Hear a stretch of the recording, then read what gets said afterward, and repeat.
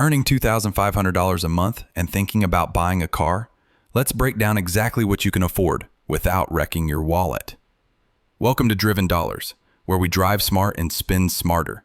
If you're on a $2,500 monthly income, this video will guide you through what car you can buy, how much loan you should take, and what mistakes to avoid. Part 1.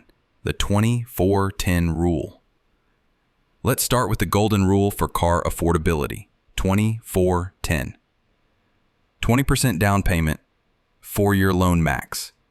10% of your monthly income for car costs. So with a $2,500 month income, max car cost per month equals $250, including loan, insurance, gas, etc.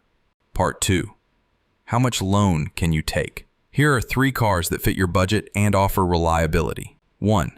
Honda Civic, 2014 to 2016. 2.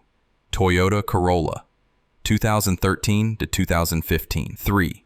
Mazda 3, 2014 to 2016. These are fuel efficient, low maintenance, and have strong resale value. Part 4. Mistakes to avoid. People often buy a $15,000 car on a $2,500 month income with a long loan term. It seems okay now, but when repair costs and life hit, disaster. Stay below 10% of your income. Always include insurance and fuel in your monthly cost estimate.